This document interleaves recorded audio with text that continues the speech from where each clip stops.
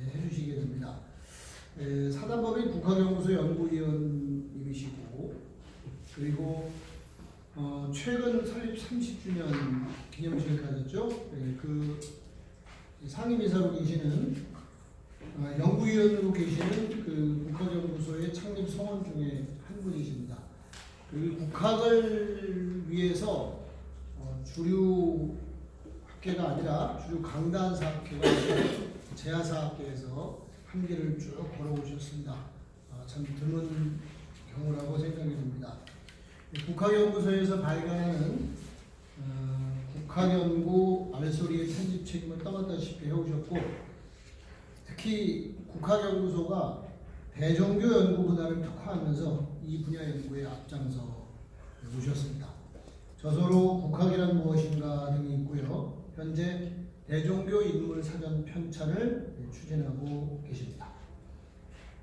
여기 다 잘 아시는지만 다시 한번 말씀드리면 우리 2018 국학원래 강좌를 우리 주로 이 김치관 국장과 우리 최경 선생님께서 기획을 하셔서 그래서 사단법인 국학연구소와 21세기 민족주의 포럼이 공동 주최하고 통일뉴스가 후원했습니다. 후원해서 지금 크게 네 부분으로 나눠서 이제 마지막 국학의 미래 중에서도 마지막 강연을 듣도록 하겠습니다. 자, 우리 김동환 선생님 이제 강연하실 텐데 힘찬 박수로 맞이해 주시기 바랍니다. 매번 그랬듯이 1시간 20분 정도 강연을 하시고 한 30분 정도 질문하는 걸로 이렇게 하겠습니다.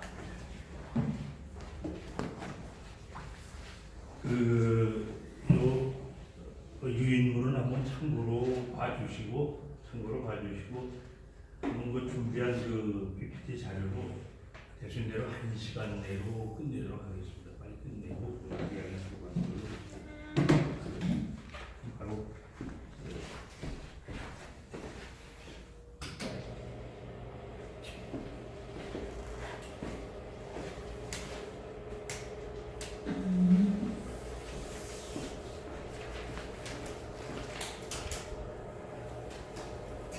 뒤에는 좀 뒤를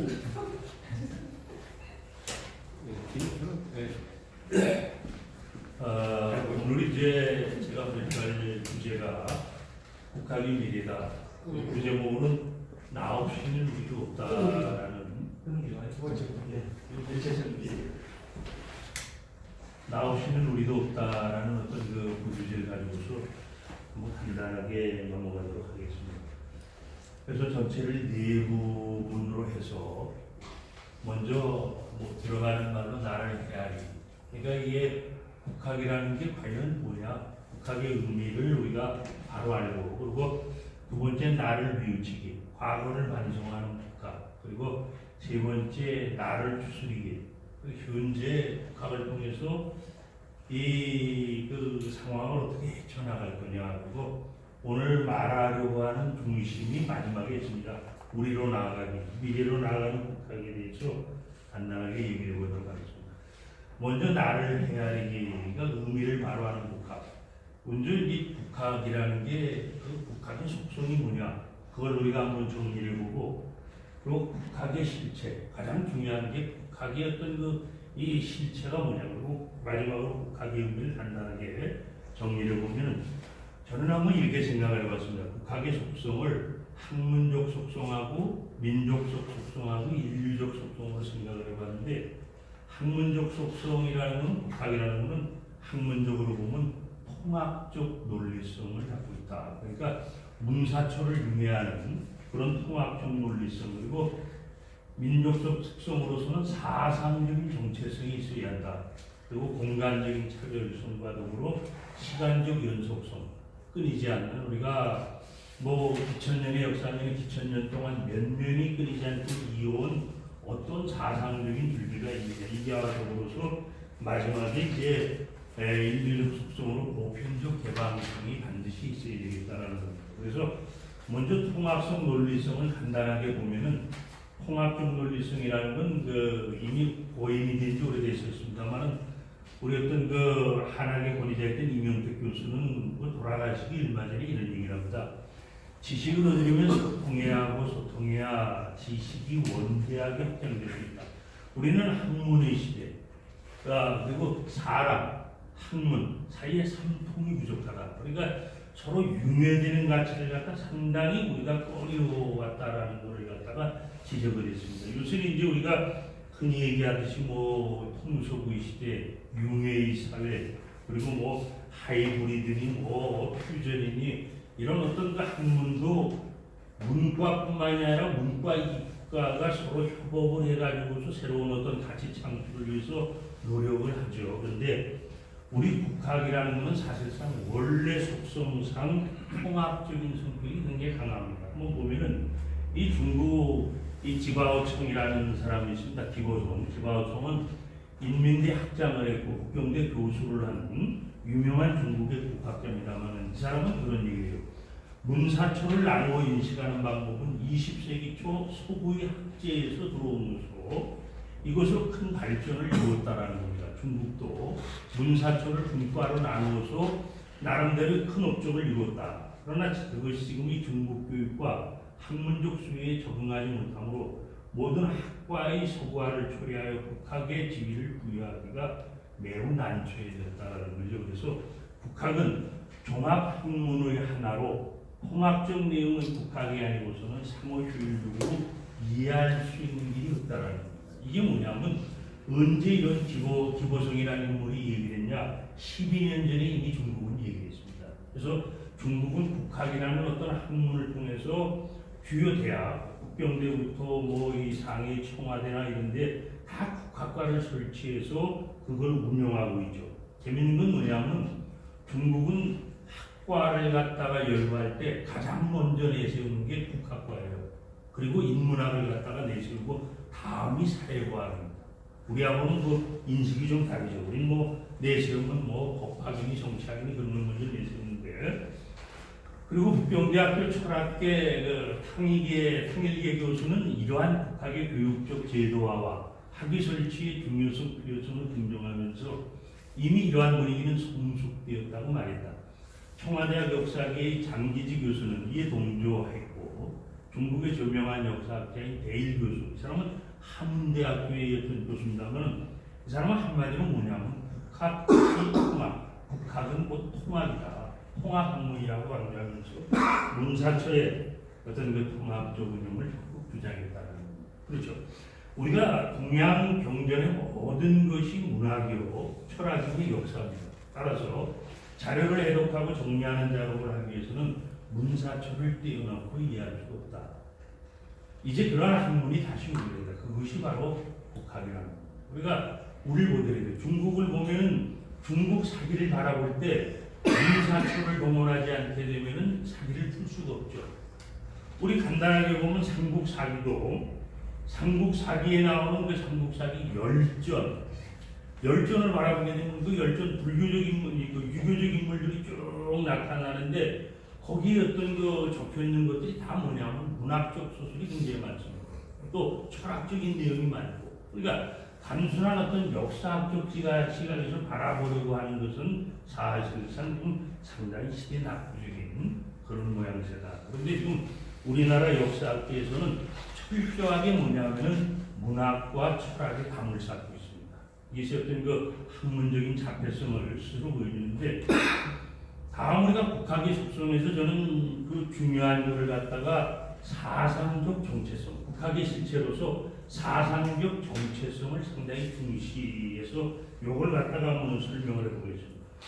사상적 정체성이라는 건 뭐냐? 우리 민족 고유의 사상성에 근접한 가치로서 타 집단 혹은 타 국가, 타 민족과 구별되는 철학적 사유 체계다. 이렇게 우리가 정리를 해볼 수가 있습니다. 자, 그러면 우선 요걸 한번 예를 들어보죠. 일본의 동경대학교 어떤 그 커리큘럼의 예를 들어보면은 일본 동경대학교 철학과 커리큘럼이 그 대표적인 예라 할 수 있다. 철학 분야 수사과정 및 박사과정, 교과과정을 보면 일본 유학사가 어디에 속하냐면 중국 철학에 속합니다. 그리고 불교 사상사나 진학, 중국 불교사, 그리고 일본 불교사가 다 어디에 속하냐? 인도 철학에 속하죠. 이걸 뭘 말하는 거냐면은 나름대로 여기서 따라서 한국의 불교 유교는 한국 사상은 될 수 있을지언정 우리 정체성의 근원이랄 수 있는 한국 철학으로 간주하기가 힘들다. 그러니까 중국이나 일본은 이미 철학과 사상을 나누어서 그걸 분명하게 하고 있는데 우리는 지금 그런 걸 못하고 있죠. 철학은 학문이 전에 학문이요 사상이 전에 사상이라는 말을 생각해 볼 일이라. 그래서 중국 국학의 실체는 유교입니다. 이것은 뒤에도 한번 언급을 하겠습니다만은 한나라 그 한무제 때 동중서가 유교를 국학으로 세운 이후 지금까지 불변이에요. 지금까지. 그리고 근자에 와서는 오히려 시진핑 그 권력 시대에 와가지고서는 이 공자를 내세워서 전 세계의 어떤 그 문화 팽창주의를 진행하고 있지 않습니까? 그리고 일본 국학의 실체는 신도입니다. 그래서 일본 국학을 다른 말로 혼도학이라고도 그래요. 신도학이라고도 그러고. 그 정도로 뭐냐면 중국이나 일본은 나름대로의 어떤 자기네 국학의 어떤 사상적 정체성을 분명히 걸고 있는 겁니다. 근데 재미있는 것은 뭐냐면 우리에게도 유물과는 다른 우리 정체성이 분명하게 그 지금 많이 없어진 역사 기록일지라도 남아있는 게 있죠. 삼국사기 신라국기 신웅왕조에 나라의 현묘한 도가 있으니 이름하여 풍류라는 말이 있습니다. 그 풍류란 박도, 배달도죠. 신교를 말하는 것이죠. 오늘 뒤를 보면은 신채호는 이렇게 얘기합니다. 신채호는 단군 시대의 선인을 국교인 동시에 민족사의 정화로 단정을 하고 그리고 이러한 정신이 바로 국학으로 인식을 합니다. 그래서 단군 시대로부터 흘러오는 신교적 인물들을 열거하면서 이 사람은 우리의 어떤 그 국학을 불교학과 유학과 분명히 구별해서 설명을 합니다. 국학의 의미는 단군 사상과 연관시키고 있다. 나아가 그는 옛것을 지키려는 이는 학문이 있으면 알아도 한문이 있으면 알아도 학문이 있으면 알지 못하고 새 것을 찾는 이는 양학이 있음을 알아도 서양 학문이죠. 국학이 있음을 알지 못하는 것. 그러니까 신채호는 전통적으로는 불학과 유학하고 분명히 구별을 하고 당시대적으로는 뭐냐면 서양 학문하고 분명히 구별을 해서 국학을 얘기합니다. 그리고 그 국학의 중심에 단군이 있다라는 걸 우리가 이거는 박은식도 동일한 인식이에요. 박은식 같은 인물도.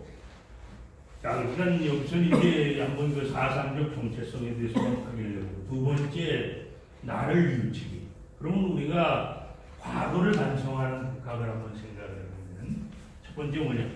원형 확인을 통한 정체성의 제고. 제고라는 것은 거슬러 다시 구축해가는 걸 말하는 거죠. 그리고 중화의 구축, 중화를 몰아내서 자주성을 확인하는 방법. 그리고 친일의 일소, 친일 문제를 갖다 씻어내서 독립성을 확립하는 것.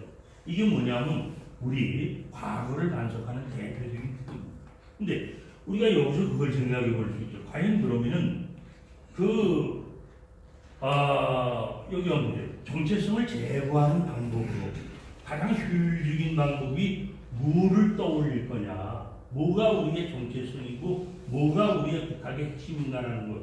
이거는 어느 집단이든 자기 정체성을 갖고 있다는 것은 축복입니다. 만약에 집천년, 몇천 년의 역사를 가지고 있음에도 불구하고 내세울 수 없는 정체성이 있다면 그 집단은 의미가 없는 집단이죠. 쓰러지는 집단, 사라지는 집단.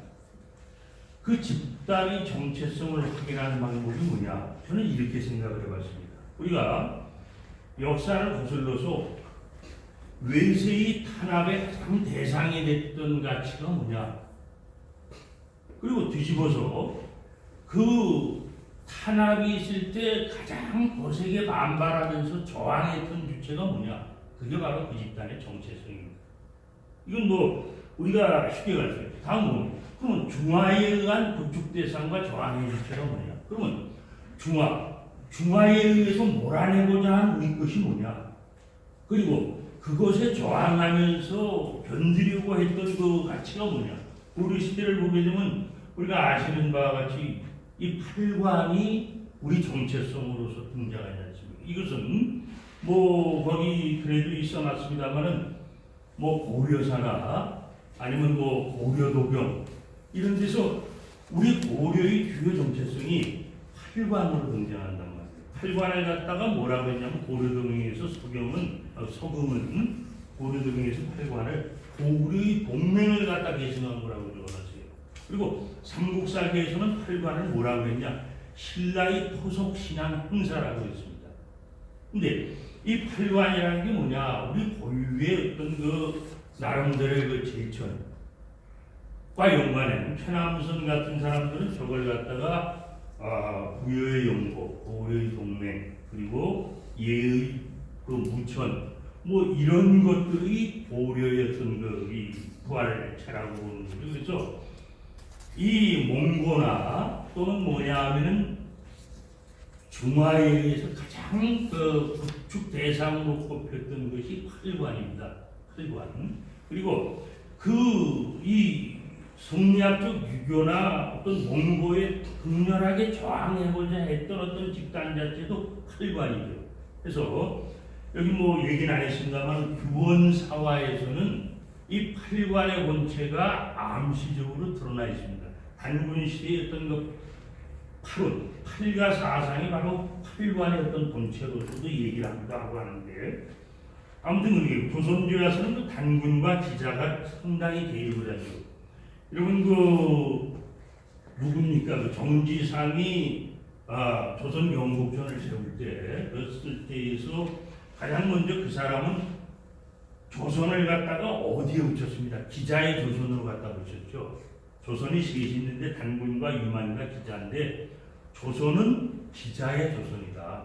왜냐하면 주나라 무왕의 봉함을 받았기 때문에 정통성을 갖는다는 겁니다. 그러니까 이 단군이라는 것은 정도전이나 당시 그 성리학교 유학자들한테 뭐냐면 혈연족 조상이에요. 그냥 단지 혈연족 조상이고 우리에게 예를 가르치고 문화를 심어준 진정한 조상이 누구냐? 주나라 무왕의 봉함을 받은 기자의 조선이라는 겁니다. 기자의 조선. 그래서 단군과 기자가 치열하게 대립을 하지 않습니까? 조선 초기에.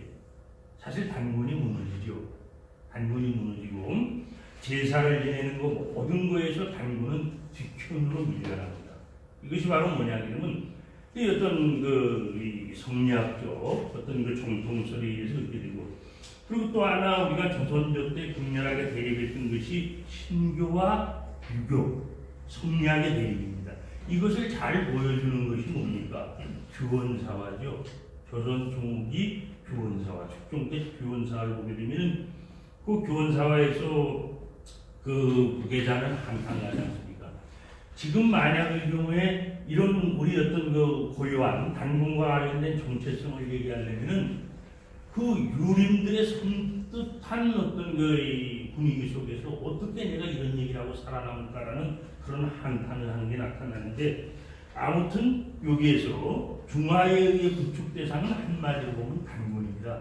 그리고 뭐냐면 그 단군의 가치가 그런 중화적 가치에 극렬하게 대항을 하려고 넓히고 더 내려와서는 일제강점기 때 구축의 대상과 저항의 주체가 뭐냐 이것도 똑같아요. 똑같습니다. 신교와 신도의 대립이 사실 일제강점기 때의 삶이죠. 신교와 신도의 대립. 여러분 일본은 우리나라를 뭡니까 강제로 병탄을 하고 나서 가장 먼저 뭐냐면 신도 국교화를 추진하지 않습니까? 왜냐하면 신도라는 게 그들의 정체성이니까. 그리고 그들은 뭐냐 식민지의 완성을 신도 국교화로 본 겁니다. 신도 국교화. 심지어는 만주국을 갖다가 세워놓고 만주국의 황제 부위 위에 놓은 게 신도예요. 신도. 그렇게 일본이라는 나라는 신도 국교화를 통해서 자기네 정체성을 확실하게 확립하려고 노력했다. 그리고 이제 보수적으로는 조선어와 일본어의 대립이 극렬하게 나타나지 않습니다. 이것도 궁극적으로 우리 조선어는 외국어가 되죠. 그리고 일제강점기 때 일본어가 우리의 국어가 되는 겁니다. 비록에도 그렇게 그 당시에 국어는 일본어를 말하는 겁니다. 국사도 마찬가지 아닙니까? 조선사와 일본사가 극렬하게 대립을 하면서 조선사는 사실상 제3의 역사가 되고 일본사가 국사로 자리를 잡는 국사로. 그리고 저항과 친일의 경계. 여기에서 이제 그 뭡니까 저항의 세력이 있고 그 친일의 세력이 이 어떤 그 뭡니까 첨예한 기란 관계가 형성이 되고 나타나는데 여기에서도 이 어떤 그 뭡니까 이 구축의 대상과 저항의 주체로서의 그 핵심적인 게 단군 문제 아닙니까? 단군 문제. 신도와 신교의 대립도 마찬가지고 이 어떤 한글 문제에서도 우리 조선사 문제에서도 어떤 그 저항의 문제에서도 단군을 빼놓고서는 그 에너지를 갖다가 쉽게 말하기가 힘들다는 거죠. 그리고 세 번째, 우리 어떤 현재를 헤쳐가는 국가로 나를 추스리기, 주인의식을 통한 통합 논리를 어떻게 우리가 확립을 하느냐. 이게 이제 그 필요하죠. 그리고 분단 극복을 위한 통일 논리를 어떻게 구축하느냐. 그리고 동북아 시대를 위한 생존 논리를 어떻게 마련하느냐. 이게 이제 우리 이 시대의 중요한 문제가 되겠습니다. 주인의 시간, 나에 대한 각성을 통한 노예의식으로부터 벗어나야 돼요. 내가 나라는 걸 바로 모를 수 있는 그런 걸 우리가 가지면 됩니다. 지금 그걸 못 가지면 정글에서 지금 우리 이 사회를 갖다가 뭐 이거 제가 이거 이렇게 표현을 했습니다만 회색적 지식사회라고 그렇게 나옵니다. 우리 사회에서는 가장 학문이라는 건 뭐냐 그러면 주장할 땐 주장을 하고 비판할 땐 비판을 하고 지적할 땐 지적을 해요. 근데 이 회색적 지식사회에서는 뭐가 나타나는가? 그런 게 없죠. 절충주의, 적당주의, 타협주의. 기껏해야 뭐냐 하냐면 논리라는 게 여기서 생산되는 게 뭐냐면 양비론하고 양식론밖에 없어요.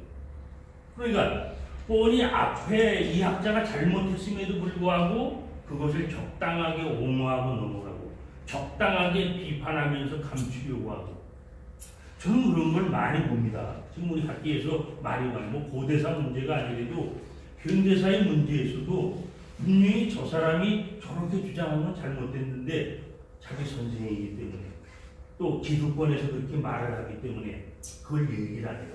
그리고 적당히 거기에 덮어서 넘어가요. 근데 우리 사회가 다르요.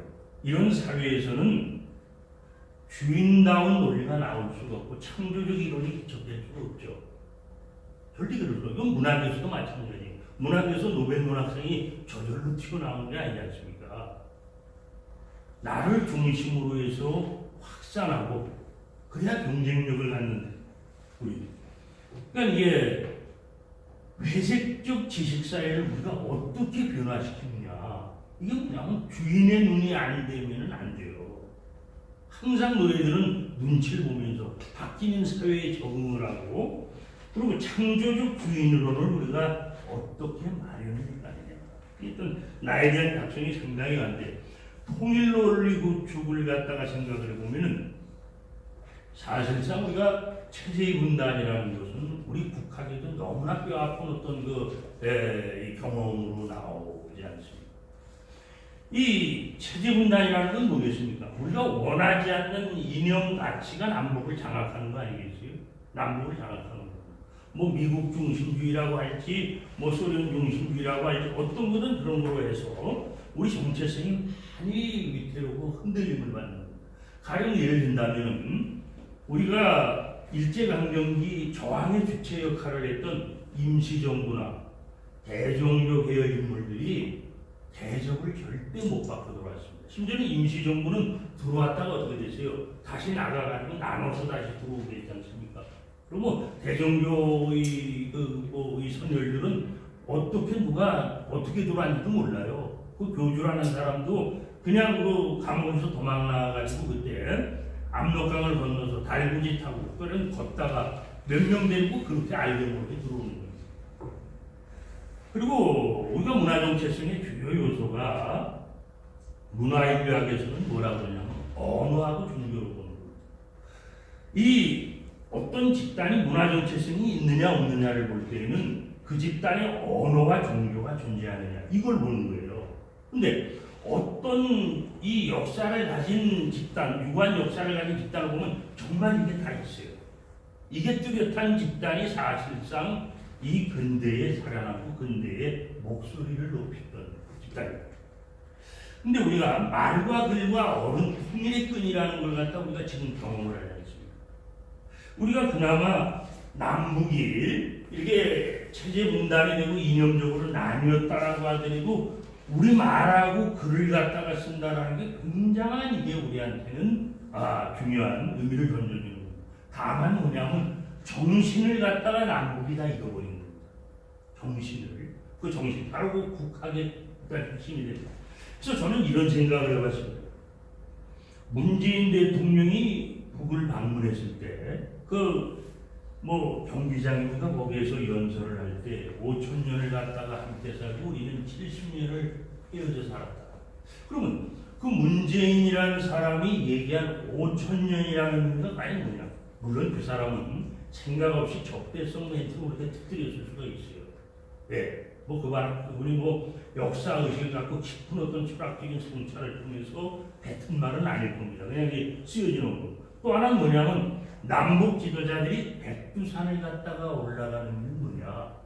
근데 저는요, 5천년이라는 의미와 백두산의 의미를 갖다가 역사성과 철학성과 그 속에 담긴 문화성이나 이런 걸 설명하면 통일국가도 본질이 거기에 나타나는 겁니다. 우리가 5천년이라는 게 역사적으로는 어떻게 볼 거냐. 5천년을 갖다가 우리가 문화적으로는 어떻게 이해되고 5천년을 갖다가 우리가 철학적으로 어떻게 이해되냐. 백두산도 마찬가지예요. 백두산 이게 혁명의 어떤 북한에서 얘기하는 혁명의 어떤 본산이 아니라 백두산이라는 게 우리 민족한테 과연 어떤 상징적인 의미로서 이 근대에 우리에게 와 닿았느냐라는 거. 이걸 갖다가 우리가 근데 이런 논리가 다 나와 있지 않습니까? 이걸 우리가 해석을 할 수 있으면은 통일시대의 국학은 그대로 나타나는 거예요. 그래서 저는 이런 생각을 해봅니다. 우리의 언어, 우리의 역사, 우리의 철학을 다른 국가 집단과 동일하게 운영한다는 자체는 쉬운 게 아닙니다. 혹여 제 나름의 역사성을 가지고 있는 집단에서 이런 현상이 나타났다면 문화적 종속과 모방이라는 평가를 피해갈 수 없다. 그래서 저는 어떤 생각을 하냐. 용기문화. 다른 말로는 용기문화를 우리가 물질문화라고 얘기할 수가 있죠. 물질문화와 규범문화, 제도문화라고 얘기할 수가 있습니다. 이 물질문화와 제도문화는 국가 간의 상호적 작용력, 그러니까 호환적 작용에 의해서 삶의 질을 높일 수는 있죠. 그렇잖아요. 우리가 양복을 입는다고 해서 또 우리가 스파게티를 먹는다고 해서 세상 무너지는 건 아니잖아요. 구두를 신는다고 해서 이 제도 문화나 물질 문화는 얼마든지 호환을 통해서 삶의 질을 갖다가 바꿀 수가 있는데 관념 문화, 즉 정신 문화는 호환이 안 됩니다. 이 관념 문화의 호환은 반드시 지배와 종속으로 나타나게 되죠. 지배와 종속. 근데 지금 문제는 뭐냐면 우리는 이 관념 문화의 호환을 갖다가 깨우치지 못하는 거예요. 우리의 관념 문화가 뭔지, 또 서양에서 들어온 어떤 외부로부터 들어온 게 뭔지, 이건 몰라요. 그리고 우리가 민족성이니 우리 고유한 어떤 문화니 떠들어대는 게 다 뭐냐면 이 용기 문화와 규범 문화가 떠들어대는 거예요. 저는 가끔 이런 생각을 합니다. 어떤 사람들은 학자들도 마찬가지죠. 우리 일제 시대 때 일제 강점기 때 일본 말 있지 않습니까? 일본 말에 어떤 잔재가 우리나라에 너무나 많다. 그러면서 그걸 갖다가 없애야 된다고 떠들어대면서 지금 영어나 이런 거는 여과 없이 우리나라에 들어와서 그냥 우리말로 자리 잡지 않습니까? 그래서 해방이 어떤 한글학자는 얘기를 해요. 해방에 우리 어휘가 많이 늘어났는데 욕지거리하고 외래어밖에 없다는 겁니다. 우리가 순수 고유어를 어떻게 만들고 외래어가 들어왔을 때 우리말로 어떻게 바꾸고 이런 노력을 하나도 안 했지 않습니까? 그러니까 그러면 영어는 무조건 갖다 쓰면 되고 일본어는 갖다 쓰면 안 되나 이런 어떤 과거의 물론 경험 때문에 그런지 모르지만 이런 문제들이 지금 우리한테는 상당히 있습니다만은 분명히 뭐냐면 용기 문화나 규범 문화, 제도 문화는 얼마든지 우리가 호환할 수가 있다. 학교 제도, 정치 제도, 여러 가지 할 수 있지만은 관념 문화, 정신 문화를 우리가 호환할 때 이미 그 집단은 지배 종속이 분명하게 나뉩니다. 이 동북아 문명권의 향배를 한번 보더라도 저는 이런 생각을 합니다. 앞으로 향후 벌써 그렇게 돼가고 있지 않습니까? 세계의 문명권은 세계로 나눠질 거예요. 세계로. 유럽을 중심으로 하는 유럽, 그리고 미국을 중심으로 하는 아메리카 문명권과 그리고 중국, 그리고 일본, 그 중에 우리나라를 포함한 이 동북아 문명권. 여기에 앞으로 5년, 10년 안에 우리보다도 더 정체성을 외치면서 등장할 게 베트남이에요. 베트남은 우리보다 인구가 거의 2억 가까이가 되지 않습니까? 그리고 베트남은 그들의 어떤 그 아이덴티티가 굉장히 강하니까요.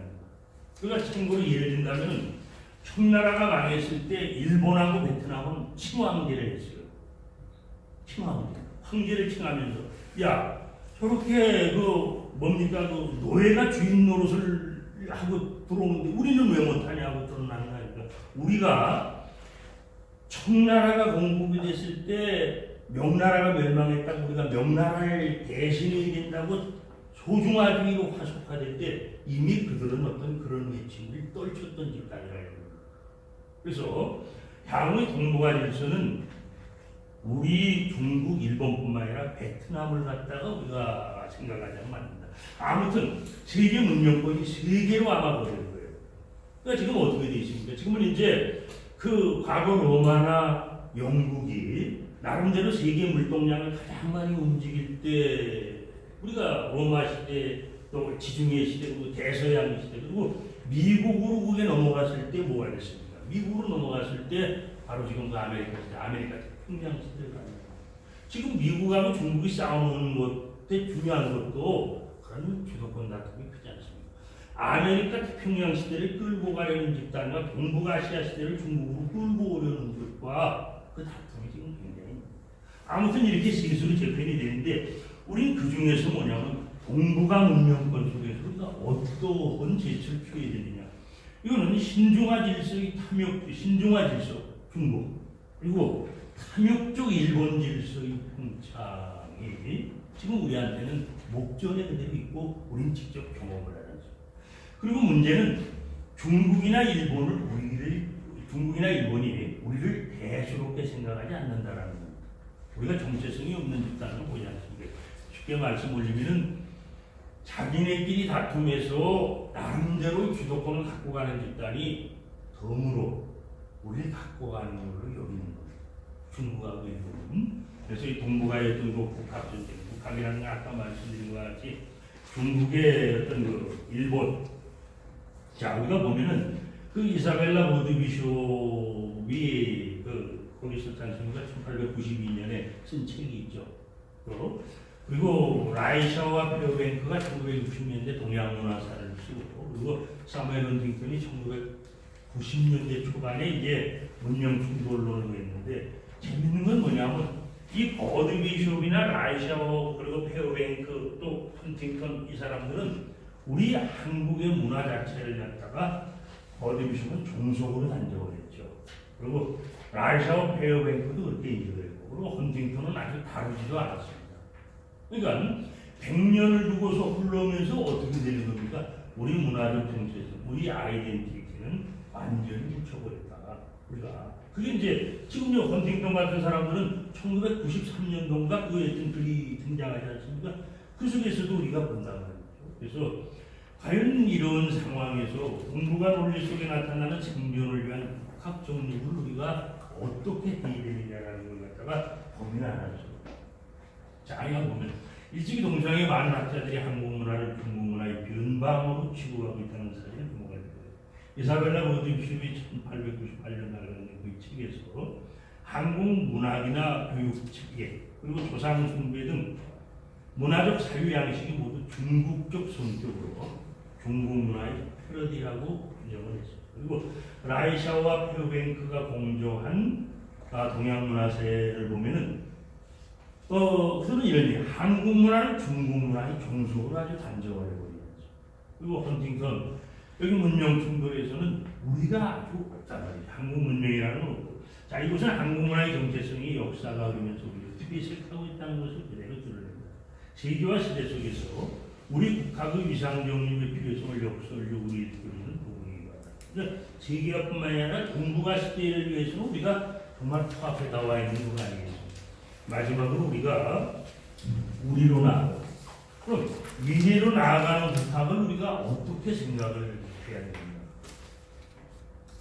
가장 먼저 뭐냐면 새로운 도약을 위한 창조적 논리개척이 시급하죠. 시급하다는 거죠. 이건 우리가 지금 우리가 논리가 없이는 세계화라는 걸 구할 수가 없잖아요.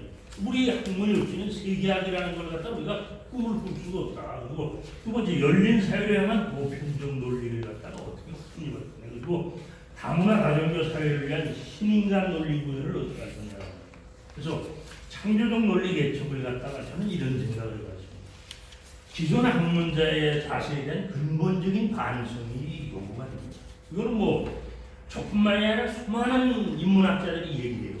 그런데 이게 하나도 관철이 안 되고 체계화가 안 됩니다.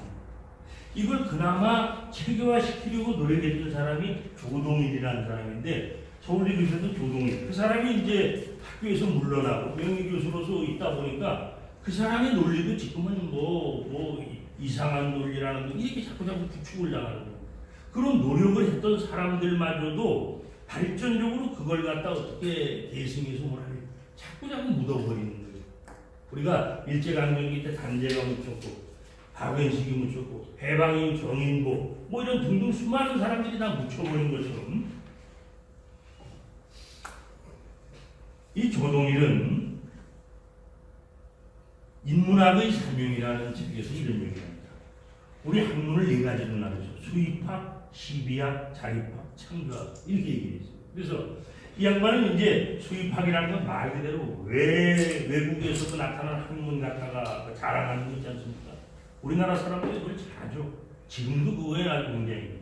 두 번째는 시비학이에요. 그걸 비판하는 거. 갖다가 이제 뭐 이게 어떻고 뭐가 어떻고 비판하는 거. 세 번째, 그걸 갖다가 우리 것으로 만들어서 세우는 거. 이 자립학이라는 거.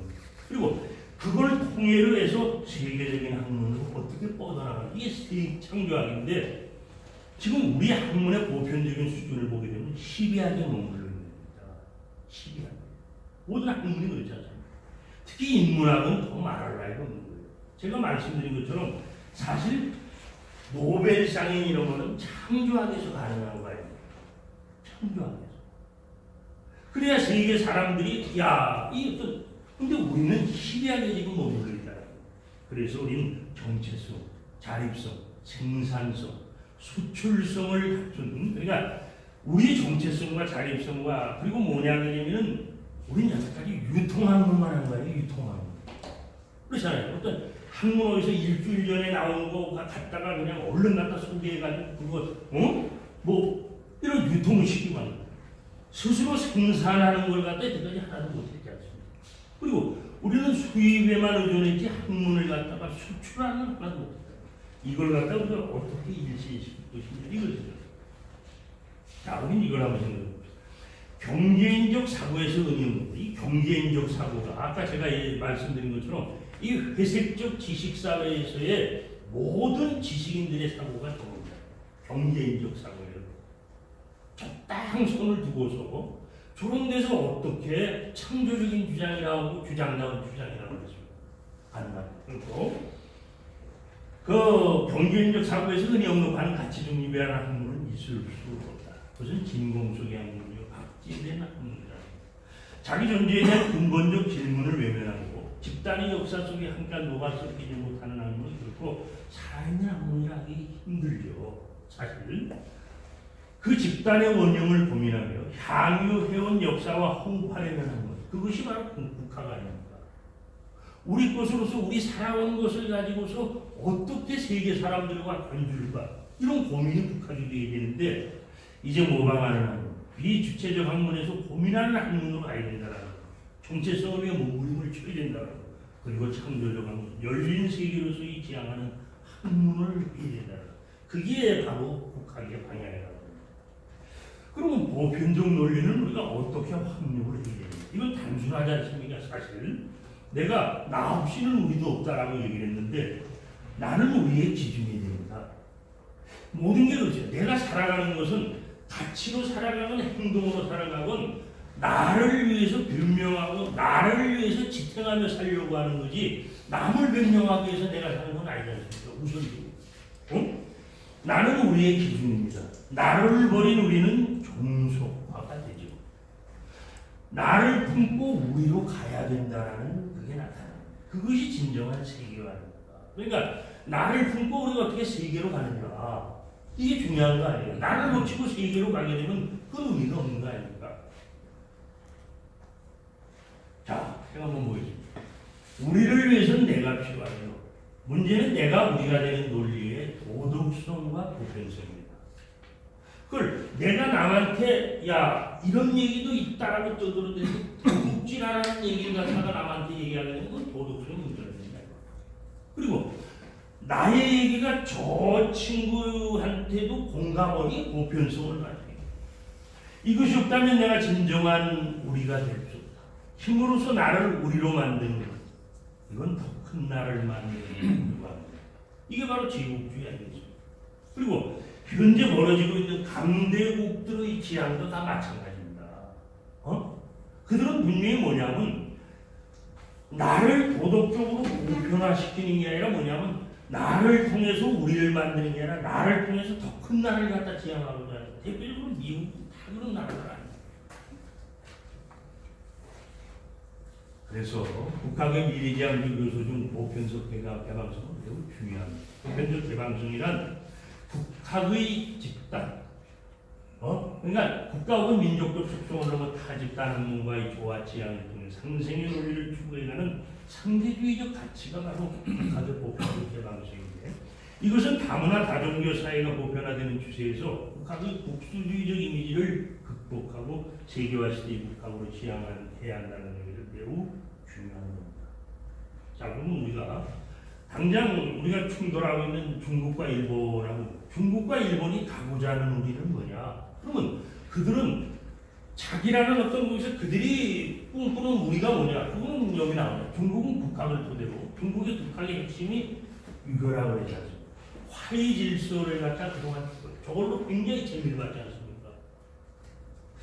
이 주나라 이후부터, 한나라 주나라 이후부터 유교를 토대로 해서 화의 질서로서 세계를 갖다가 제패하려는 꿈을 갖다 갖고, 지금 신중화 질서도 거기에 걸고 넘어지는 거야. 신중화 질서. 일본은 국학을 토대로 해서 뭘 지향을 하느냐? 일본 국학의 핵심이 신도. 그것이 여러분 메이지 유신을 통해서 황국주의, 더 구체적으로는 큰 칼로서 등장하면서 군국주의로 나타나는 걸 우리 봤지 않습니까? 그들이 꿈꾸는 건 뭐냐? 그걸 토대로 해서 팔뱅이를 외쳐야 되는 거예요. 팔뱅이로. 그런데 이 팔뱅이로는 굉장히 좋은 얘기 아닙니까? 말 그대로만 보면 팔뱅이라는 건 세상, 육합이니 팔뱅이니 온 세계를 얘기하는 거예요. 온 세계를 한 집안에, 한 지붕 안에서 이렇게 살게 한다는 건데, 원래 팔뱅이라는 것은 이게 아니라, 일본이 말하는 팔뱅이라는 것은 그 천황의 그늘 아래서 세계를 하나로 묶는다라는 겁니다. 이게 뭐냐면 철저한 황국주의의 보편화를 말하는 이 사람. 그러니까 우리가 중국이나 일본은 그런 어떤 꿈꾸는 우리가 상당히, 자, 이걸 한번 보겠습니다. 중국 국학의 중심인 유교 역시 관료적, 귀족적, 권위적이라는 것은 이미 역사를 통해 경험을 한 바입니다. 특히 우리나라는 더 그걸 경험했지 않습니까? 화의 질서에 이 지구상에서 가장 충실했던 나라가 우리 아닙니까? 20세기 초까지. 그리고 그것이 어떤 그 관료적, 귀족적, 권위적으로 드러나는 거, 우리 그걸 경험했어요. 근데 그거보다도 더욱이 유교의 폐쇄적 한계에는 일찍이 류스페이, 유사베라는 중국의 유명한 국학자가 있죠. 이 사람은 그 20세기 초, 이 중국의 유사베라는 어떤 그 국학자는 육아의 4가지 단점을 소개하는데, 그 중에서 뭘 얘기하냐? 상호 비판의 자유를 허락하지 않는다라는 겁니다. 이 유교가, 유교 질서가. 그리고 두 번째, 자기 주장만을 고집하고 이설을 배척한다는 지적 아닙니까? 이게 바로 언제? 8, 90년 전에 이미 중국의 유사베가 얘기한 거예요. 유사베가 주장을 한 겁니다. 근데 이건 지금 시진핑이나 중국의 어떤 그 문화적 풍창주의를 보면 그대로 드러나지 않습니다. 이러한 정서는 지금 벌어지고 있는 새로운 진중화실의 욕심에서 그대로 드러납니다.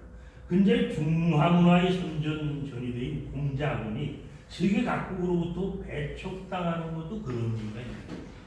지금 이 공자학원이 세계 유수의 공자학원이 약 500여 개가 생겼어요. 500여 개가. 다 물론 그게 중국 공산당이 직접 관할하고 이제 놀라는데, 근데 그 미국에서도 유럽에서도 지금 공자학당을 지금 재계약을 포기하고 좀 자꾸 밀어내려고 하지 않습니까? 밀어내려고. 그러더니 문화적 통창주의에 대한 야욕을 표해요. 그리고 우리 국학이 지향하고자 하는 것이 뭐냐? 이걸 갖다가 우리 역사 속에서 찾아보면 삼국유사의 홍익인간이 나오지 않습니까? 보조선. 환웅이 이 땅에 왜 왔느냐? 홍익인간하려고 왔다라는 거예요. 이 홍익인간이라는 건 뭘로 얘기할 수 있냐? 한마디로 지고지선의 인류애 아닙니까? 여기서 보면 most dignified humanity. 저는 이렇게 한번 해봤는데 이걸 갖다 백낙준 선생은 홍익인간을 영어로 번역을 해서 뭐라고 했어요? 1940년대 뭐라고 그랬냐면 이 사람은 아주 지금 뭔 어떤 뭡니까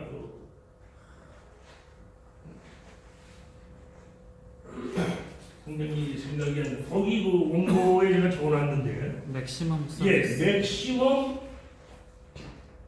서비스 투 휴머니티. 그러니까 인류에 대한 최대한의 봉사라고 이렇게 이 백낙준 선생은 얘기했습니다. 근데 이 홍익인간이라는 것이 우리 지향할 바로 나오지 않습니까?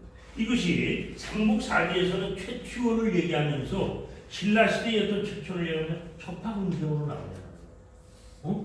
그게 현묘지도 왈풍류다. 근데 그게 첩하군생의 거다. 그 현묘지도면서 첩하군. 여러분 이 첩하군생이라는 게 얼마나 사실상 이건 뭐냐? 만나면 섞이는 거예요.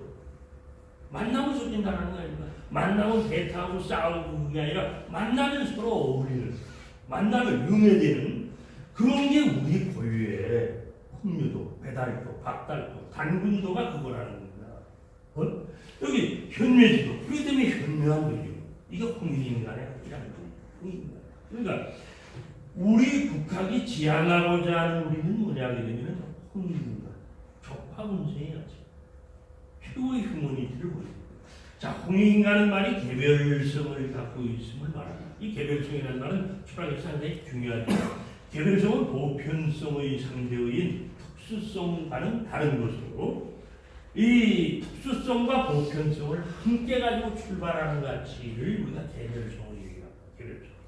그러므로 이 개별성에서 출발하는 홍익인간의 가치도 우리 민족의 정서적 국시라는 특수성과 함께 인류 대동을 지향하는 보편성을 동시에 안고 있는 겁니다. 그래서 저는 이렇게 얘기하고 해요. 나인동시에 우리인 가치가 바로 홍익인간 아닙니까? 나이면서 우리. 그러니까 적합운생이 되는 거예요. 용광로와 같은 그런 걸 보여주는 거예요. 자, 저는 이 헤르더라는 인물을 상당히 매력적으로 보고, 헤르더는 1744년에 태어나서 1803년에 죽는 사람입니다. 이 독일의 유명한 신학자이면서 문학자이면서 역사 철학자인데요.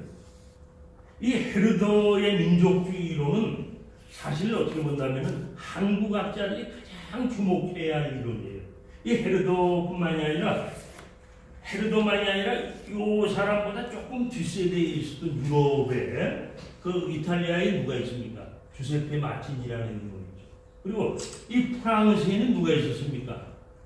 에르네스트 르낭이라는 사람이 있어요. 르낭. 그러니까 마치니나 르낭이나 여기 나오는 헤르더 이런 사람들의 민족주의로는 우리 민족주의 속성을 갖다가 아주 잘 대변해주는 그런 요소라는 그 중에서도 이 헤르더라는 인물의 가치는 우리가 정말 주목을 해봐야 되는데 한국 학자들이 이걸 안 보죠. 왜? 다 미국 중심의 민족주의.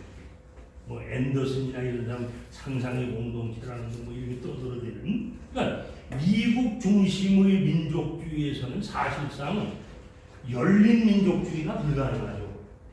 거기서 뭐밖에 없습니까? 탈민족주의밖에 없는 거예요. 그러니까 미국에서는 민족주의라는 얘기를 할 수가 없잖아요. 미국은 애국주의밖에 없지 않습니까? 그러니까 자기네들이 전통적인 민족주의를 가지고서는 새로운 질서를 짤 수가 없잖아요. 그러니까 애국주의 속에서 그들이 얘기하는 오로지 틀린 민족주의밖에 없다는 거예요. 불행한 건 뭐냐면 말이죠. 한국 역사재단이나 또는 뭐 이런 거 한국에서 연구 기금으로 많은 돈을 받아가지고 미국에서 연구하는 학자들이 있어요. 한국학을 연구하는 학자들. 근데 그걸 우리나라에서 그 사람들한테 이 연구비를 막대하게 주는 이유가 뭐겠습니까? 한국을 갖다가 보다 아름답게 논리화시켜서 세계에 세우자는 거 아니에요? 근데 그들에 의해서 생산되는 게 뭐겠습니까? 탈민족주의예요. 대표적인 학자가 얼마 전에 죽었습니다만 제임스 팔레 아닙니다. 제임스 팔레 같은 사람들은 원래 그 사람은 조선시대 유교 제도를 가지고 박사학위를 받은 사람입니다. 근데 그 사람은 우리 민족의 우리 민족이 민족주의 벗어나야 산다라는 거예요. 왜요? 그걸 갖다 추종하는 인물들이 누굽니까? 지금 그 재미학자 신기욱이니 이런 사람들 막대한 돈을 받아가지고 이 한국은 민족주의를 벗어나야 산다라는 겁니다. 그 사람들이 떠들어대는 게 그렇습니다. 그러니까 이런 얘기를 하고 있는데 그러나 헤로도는 이미 지금으로부터 오랜 세월 전에 이 사람은 정말 우리 원초적 민족주의를 숨쉬게 만든 인물이 이거죠. 보시면 헤로도는 모든 것이 전통과 연관되어 있는 이 세상에는 보편적 가치는 없다라는 겁니다. 아니 태어나면서 나타나면서부터 보편적인 가치가 어디 있어요? 지역적인 차이를 해소하고 문화와 사회를 하나의 통일적인 표준에 따라 재형성하려는 시도는 계몽된 사고방식이 정치적으로 변형된 것으로 이해합니다. 그래서 이 헤르도 같은 사람들, 마치니 같은 사람들, 르낭 같은 사람들은 계몽주의의 정면으로 고개를 들고 반대하면서 공개합니다. 계몽주의는 이 수직적인 질서밖에 더 세우냐라는 거고, 그 수평적인 서로 호흡하는 그런 걸 발견하지 못한다. 보시면은 특히 계몽이라는 개념의 비역사적인 사용을 철저하게 비판하는 게 헤르도. 계몽이 위로부터의 교육에 고착된다면 이는 더 이상 계몽이 아니라 하나의 지적인 독재로 변명하는 것. 그 상황에서는 개별적인 존재가 자기 자신으로서 자유로워지는 일은 결코 가능하지 않다는 겁니다. 아무튼 헤르도는 뭐냐? 모든 문화는 동등하다는 겁니다. 따라서 역사에는 진보나 퇴보 대신 가치를 지닌 차이만이 존재할 겁니다. 이 모든 인간이 사는 질서가 가치관 문제 아닙니까? 통일도 가치관 문제 아니에요. 절대적으로 이게 옳고 저게 나쁘다 이렇게 얘기는 못하지 않습니까? 이게 헤르도의 입장입니다. 근데 이보다 뒤에 이제 상징주의 학자부터 대표적인 인물이 에른스트 타시로라는 사람입니다. 이 타시로는 이런 얘기를 합니다. 언어, 예술, 종교, 철학 등 문화 영역에서 나타나는 모든 보편성은 또한 개별적인 것이기도 하다. 특수자의 현실성 내에서만 우리는 보편성을 이해할 수 있기 때문이다. 그래야만 문화적 보편성도 문화적 보편성으로서의 그 실현성을 발견하게 됩니다. 사실 모든 역사 환경은 민족으로 제한되고 규정되어 있다라는 겁니다. 이 민족이라는 단위가 그렇게 중요하다라는 거예요. 이건 헤르도도 마찬가지입니다. 헤르도는 그 민족이라는 걸 굉장히 소중하게 얘기합니다. 특히 민족 중에서도 언어 공동체로서의 어떤 민족을 헤르도는 굉장히 강조합니다. 그러나 그러한 제한 속에서 도리어 인류의 보편성 원리가 손상받지 않고 명확히 드러나게 된다는 거죠. 근데 그러면은 그래서 이 얘기를 또 주목을 해야 돼요. 헤르도는 그러면은 개인이 민족을 구성하고 민족이 하나의 국가를 구성하고 그 국가가 세계의 어떤 주의로 나가는 그러면 그 흔들리지 않는 끈이 뭐냐? 그게 인간성의 휴머니티. 아까 얘기한 헤르도가 그러더라고요. 근데 저는 이 헤르도 이 사람이 그 인류의 역사 이론에 나타나는 이 인류의 역사 이론에 나타나는 법칙이라는 어떤 우리나라에서 번역돼가지고 책이 많이 읽히지 않습니까? 얇고 100페이지 약간 넘는데 여기서 상당히 재밌는 얘기랍니다. 헤르도는 인간이 신을 필요로 하는 동물이라고 규정하던 칸트의 개념의 정면으로 발견됩니다. 칸트는 헤로드의 스승이에요. 스승인데 그 스승의 그 인간관에 대해서 정면으로 가는 거예요. 자, 칸트의 어떤 그 인간관은 뭡니까? 신의 종속이죠. 신의 종속된 거예요. 신의 종속된 거예요.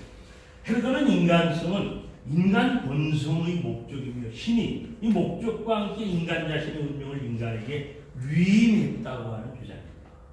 그건 뭐냐면 이 여기서 제가 썼습니다. 즉 궁극적 실제와 내재적 실제의 독립적 합일성을 언급한 거랍니다. 서로 독립돼 있으면서 하나가 될 수 있는 이런 걸 언급했는데 이건 뭘 얘기하는 거냐면 인성의 부단한 주변을 통한 인간성 창조의 가능성을 얘기합니다. 이게 우리 동양적 사고, 특히 한국적 사고의 인간관과 상당히 이게 맞아떨어지는 거예요. 때문에 이 홍익인간이라는 지구지선의 인류애하고 이 헤르더가 말하는 신이 위임한 인간성이 저는 별개가 아니라 이 사람은 바로 그 신이 위임한 인간성이 있기 때문에 우리 개인이 지역을 넘어서서 가치가 서로 달라도 하나가 될 수 있다는 겁니다. 트윈비는 이런 일이에요. 아무래도 트윈비는 내가 말하는 고등 종교라는 개개인의 인간으로 하여금 궁극적 정신적 실제와 교류하도록 하려는 종교를 트윈비는 고등 종교라고 합니다. 내가 신과 직접 만나는 거. 하등 종교는 뭐냐? 토인비의 인식은 이겁니다. 일종의 중간적인 얘기, 즉 비인간적인 자연 혹은 집단적인 인간 권력을 통해서 간접적으로 우리를 정신적 실제와 교류하게 하려는 종교. 여러분, 뭐 기독교나 이런 이 종교들이 다 토인비의 인식으로는 하등 종교예요.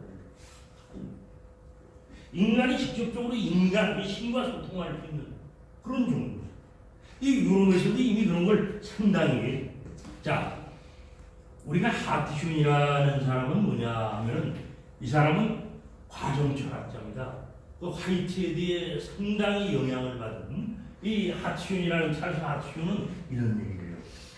하느님이라는 존재는 절대와 상대, 유한과 무한, 시간과 영원, 우연과 필연, 그리고 육신과 영혼 등의 양극적 성격을 지닌다는 범죄 신론을 주장하는 사람이 바로 이 하트슌입니다. 하트슌인데 이 하트슌의 이 범죄 신론이 뭐냐? 지금 많은 종교학자들이 인류 고등 종교의 최고 발달 상태에서 나타나는 신간을 범죄 신론으로 보는 겁니다. 범죄 신론은 한마디로 뭐냐면 그 절대자인 하나님과 내 마음속의 하나님을 일치시킬 수 있는 거예요. 이게 범죄 신론이에요. 이게 범죄 신론. 화이트헤드는 이걸 뭐라고 했냐 그러면 영원한 실제라고 했습니다. 영원성, 영원한 실제. 그럼 인간이 노력을 통해서 그 절대적인 하나님과 하나가 될 수 있는 이런 것. 이게 바로 부단한 인간 수행을 통해서. 그런데 주목되는 것은 이런 요소가 이미 우리 고유의 자성구자 강교인이라는 가치 속에 숨쉬는 거 아닙니까? 이것이 바로 뭐냐면 인내천이니 오내천이니 우리 동학가치니 이런 게 다 나오는 거예요. 나의 원성에서 하늘의 시야를 구하면은 강제이네.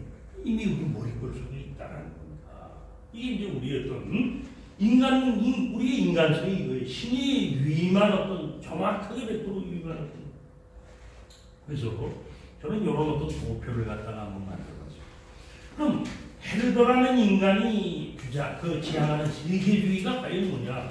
이 사람은 신이 인간에게 위임한 인간의 본성을 토대로 해서 휴머니티 공동체를 지향합니다. 어떻게 보면 저는 이게 우리의 홍익인간하고 똑같은 말이에요. 그런데 이 개인으로부터 민족, 민족으로부터 국가, 그리고 세계 공동체로 이렇게 나가는데 그 끊이지 않고 그 속에 깔려있는 게 보편적 휴머니티를 보는 거예요. 우리가 신으로부터 위임받은 이 보편적 휴머니티가 있기 때문에 나하고 깜둥이, 나하고 대뚱이가 어울릴 수 있다는 거 아니겠습니까? 이런 가치가 바로 그대입니다. 그런데 김구의 사회 일가의 꿈에서도 이게 똑같아요. 똑같은 이치예요. 김구는 뭡니까? 문화적 힘을 토대로 해서 홍익인간 세상을 어떻게 구현하느냐. 이게 백범일지 나의 소원에 나오는 김구의 꿈이에요. 근데 그 사람은 뭐냐? 원래 책제저항적인 인물이죠. 그리고 한때는 이 동아시아 가요에서 복벽주의를 꿈꾸기도 했습니다. 그리고 복벽주의를 벗어버리고 민족 국가를 세우려고 일제강점기 때 이제 독립운동을 하고, 그리고 이 사람은 세계 평화를 꿈꾸는 거 아니에요. 근데 이 사람은 뭐라 그랬습니까? 나는 문화적으로 세계를 지배하는 걸 원치 않는다. 나는 우리가 문화적으로, 아니 경제적으로 지배하는 걸 원치 않는다. 문화적으로 오직 세계를 지배하는 걸 원한다. 그래서 이 민족 국가가 형성이 되고 세계 홍익인간 세상을 갖다가 보편적으로 단권기 단권성교의 홍익인간의 건국 이념이 이것이라고 합니다. 이걸 우리가 다음으로 보면은 우리가 그 임시정부 내년이 이제 임시정부 성립 100주년 날입니다. 근데 임시정부 성립에서 가장 주목될 인물이 사실 조소왕이에요. 왜냐하면 조소왕은 임시정부의 사실상 골대를 만든 사람입니다. 골격을 만든. 한국 독립당의 기본적인 강령으로부터 질서를 타구하는 사람이 이 사람 아닙니까? 이 사람은 삼균주의를 토대로 어떻게 홍익인간 세상을 구현하는가. 이건 정치 논리로서 아주 치밀하게 짜놨어요. 이 사람이. 여러분 삼균주의라는 건 아시는 것처럼 권력균등, 교육균등, 그리고 경제균등 아닙니까? 이걸 없고 가장 먼저 이 사람은 일제강점기 나라를 찾아야 된다. 그리고 나라를 세워야 된다. 그리고 나라를 올바로 다스려야 되고 나라가 세계를 이런 어떤 단계를 갖다가 제시했습니다. 그런데 그 속에 깔려있는 기본적인 틀이 뭐냐면 수미균평이 흥방고 태평이에요. 이게 홍익인간의 철학적 부연 질서로 내세운 거예요. 이 수미균평이 흥방고 태평이라는 거예요. 인간 평등하는 인간 평등. 그래서 조소왕의 세계 일가 구현 방법, 홍익인간세를 구현하는 방법의 주요한 바탕도 역시 지구지선의 인류가 깔려있습니다. 그리고 마지막으로 보면 우리가 이회영하게 되면 그 아나키즘의 대부로 보지 않습니다. 많은 아나키스트들이 이 그늘 아래서 많은 가르침을 받았거든요. 이 이회영은 자기가 꿈꾸는 게 대동세계죠. 그럼 우리가 이 대동세계를 갖다 어떤 사람들은 논문에 유교적 대동세계. 근데 이회영이 꿈꾼 대동세계는 유교하고는 완전히 다른 겁니다. 유교하고는 완전히 동자의 대동세계하고는 완전히 다른. 이 사람은 평생을 우국주의를 토대로 해가지고 어떤 전통사회의 개혁을 갖다가 민족주의를 지향하고 또 아나키즘을 지향하고 세계 대동주의를 지향합니다. 근데 그럼 이 사람은 민족적 이상사회를 갖다 꿈꿨는데 나라를 다 없애고 민족도 다 없애고 이게 아니에요. 저 사람의 아나키즘이 과연 뭔가 보편적 자유와 평등을 토대로 해서 민족적 이상사회를 구현한다. 제가 그걸 한번 참고로 여기서는 한 몇 사람의 얘기를 한번 들어왔는데 이 이정규가 성균관대학교 총장 취임사에서 한 말이에요. 해방 이후. 이정규는 무관 이정규라는 사람은 이 뭡니까 이회영의 아주 그 아끼는 제자, 이회영이 아끼는 제자예요. 이정규는 우당의 그늘 속에서 굉장히 그 왔다 갔다 노력을 아나키스트인데 사람은 거기서 이런 얘기합니다. 학문은 나를 위하는 동시에 남을 위하여 그 실천을 전제하는 것이라면 우리는 학문하기 전에 먼저 나를 위하는 동시에 남을 위할 줄 아는 사람이 되어야 합니다. 적어도 학문을 쌓아가는 도상에서 이것을 깨달아야 해요. 자타연대의 관계, 자타 일의 관계를 체계하여야 한다고 생각합니다. 홍익인간 알 수 있는 올바른 사람, 선의 사람이 되라는 것입니다. 이 사람은 이제 아나키스트로 이제 살고 해방 이후에 성균관대 총장하는데 그걸 그대로 드러냅니다. 이런 올바른 사람, 선의 사람이 서로 협동하는 생활 속에서 자신도 발전하는 동시대에 남도 발전하고 그 전체가 발전한다는 것이 내가 바로 우리가 될 수 있다는. 그런데 내가 우리가 되는 어떤 그 가장 근본적인 뜻이 뭐냐? 지구지선의 인류애라는 거예요. 그럼 우리가 그 더듬어 보면 저 서양에 멀리 떨어진 그 헤르도라는 역사 철학자, 그리고 김구라는 어떤 정치학자, 그리고 조소왕이라는 어떤 정치학자, 그리고 이회영이라는 어떤 그 뭡니까 그 아나키스트, 이런 사람들이 다 필요한 어떤 바탕이 세계가 하나 될 수 있는 끈이 뭐냐? 지고지선이 이루어지는 걸 얘기하습니다. 자, 이건 보세요. 이강훈 이분도 역시 이회영의 영향을 받은 아나키스트입니다. 이 이강훈이라는 사람은 민족 해방운동가 나에서 그런 얘기를 합니다. 여러분 그 이회영이 1930년대 초반에 그 자기 무정부주의의 꿈을 실현시키기 위해서 김좌진 있는 그 어디입니까 그 영안 신민부로 가려고 해요.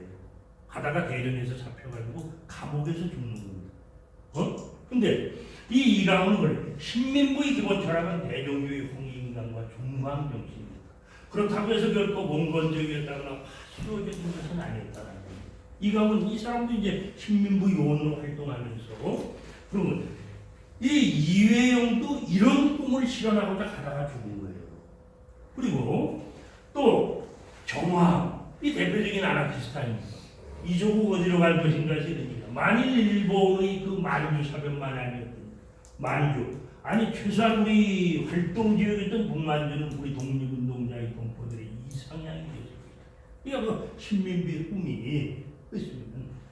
그러니까 우리 이 국가선열들은 일제강점기 때 그 어떤 주권을 빼앗긴 그 속에서도 궁극적으로 꿈꿨던 게 뭡니까?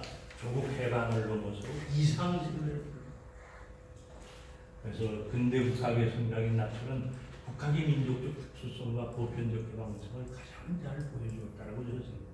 나의 확인을 통해 사실 근대 정체성이 나철로부터 다 나왔잖아요. 그렇지 않습니까?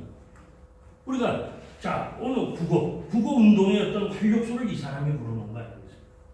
국사 확립의 중요한 모멘텀을 이 사람이 제공합니다. 우리나라의 철학이 어디 있었습니까? 우리나라의 철학이 어디 있었어요? 유교와 불교밖에 더 있었어요? 단군을 올바로 바라보게 한 장본인이 바로 이 사람입니다.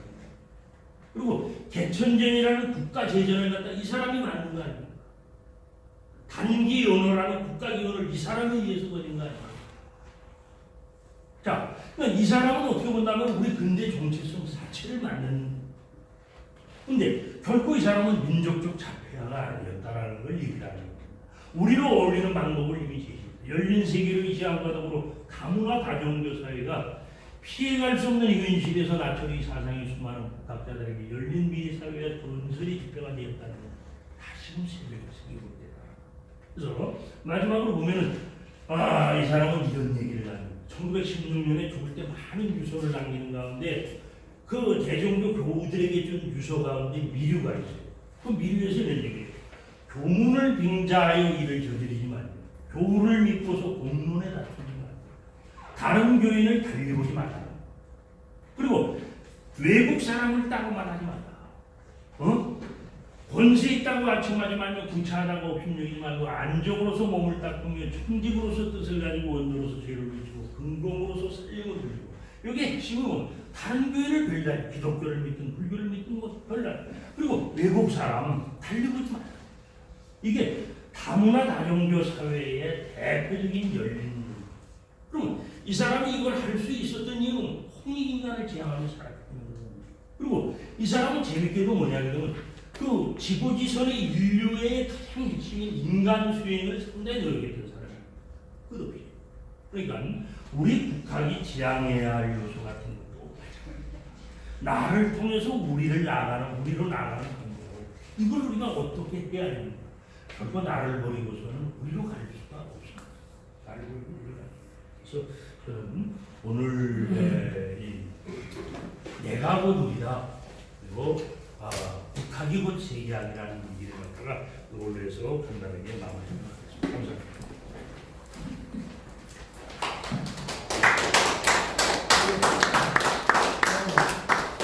굉장히 열강을 해주셨습니다.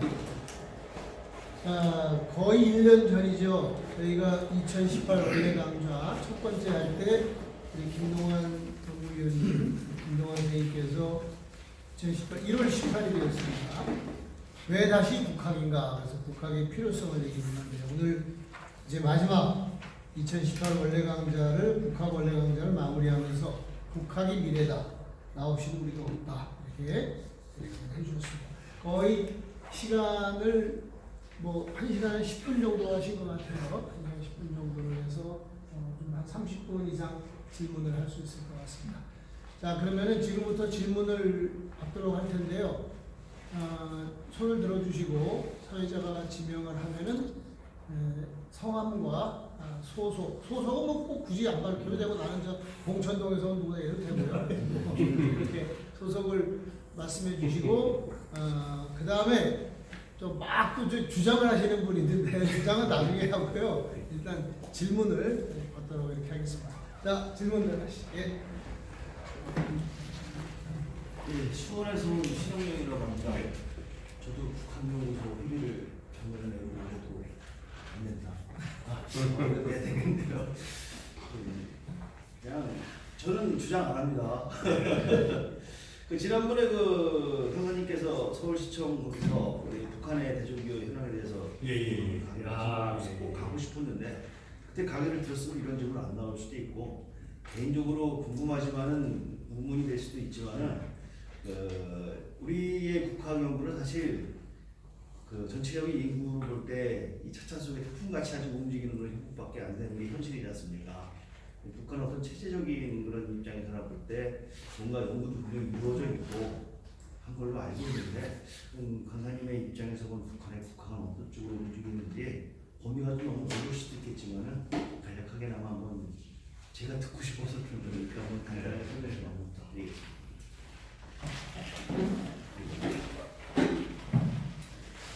네, 저는 이제 전번 어떤 그 강연에서 옛날에서 얘기했지만 제가 이 북한 관련된 어떤 이런 얘기 잘 안 하려고 합니다. 왜냐하면 북한이라는 나라가 사실 겉으로 드러내는 거하고 아니 너무 달라요. 가령 말씀을 올리자면 사실 북한이 우리 어떤 국학에서 가장 어떤 그 상대적 우월성을 갖는 분야가 언어죠.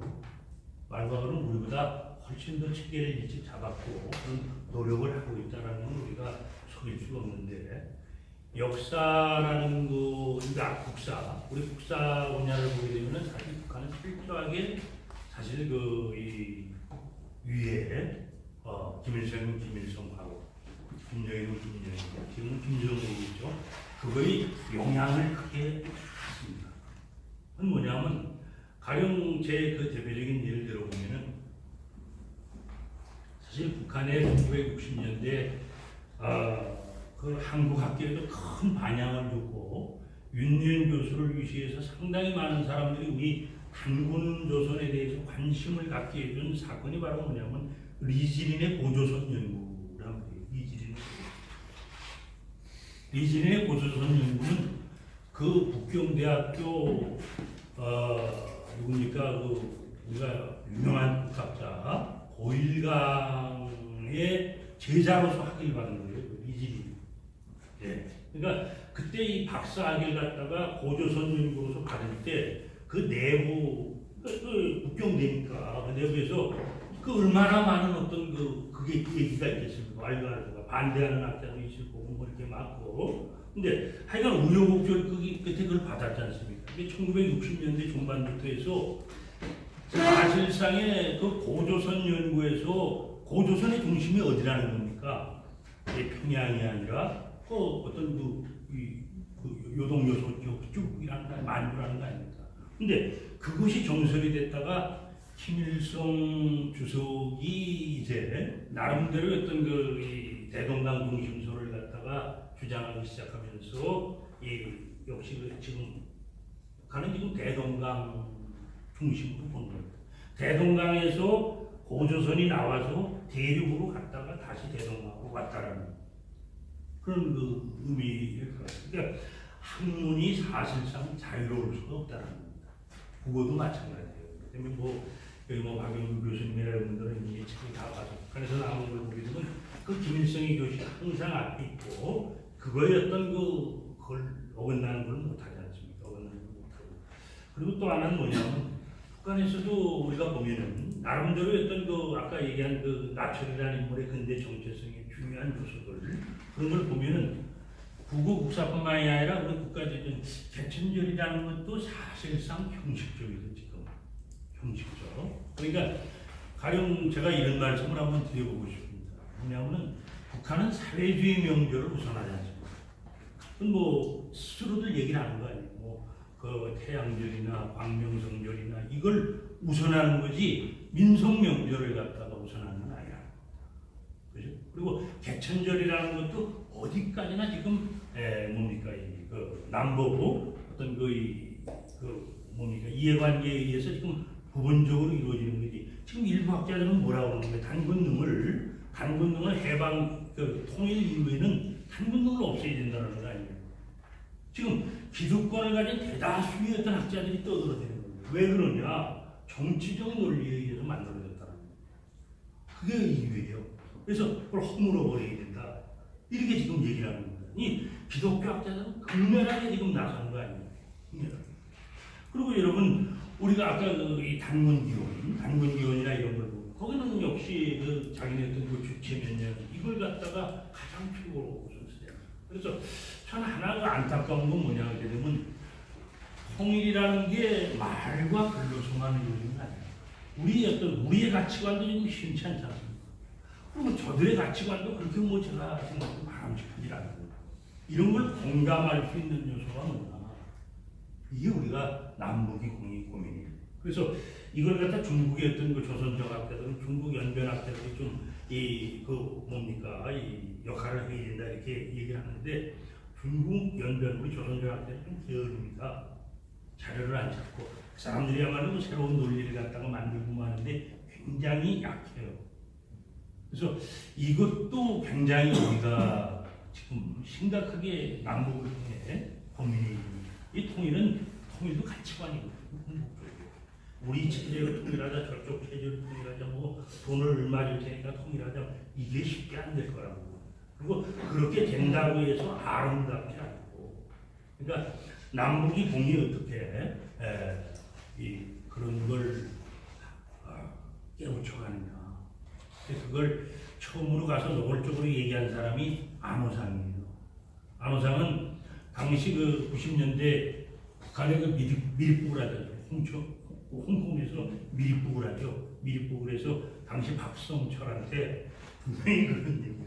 그때 이제 전해진 게 그 중광 60년사부터 해서 단군 영종 뭐 이런 거 이 책 이런 거 다 넘겨주지 않습니까? 그리고 절대적으로 뭐냐면 이런 거에 대한 잊어서는 안 된다. 그리고 그 이후에 바로 이제 단군능이 발굴이 많이 되고 그리고 뭡니까 1993년도 뭐죠 노동신문 전면에 대종교에 대한 소개도 나옵니다.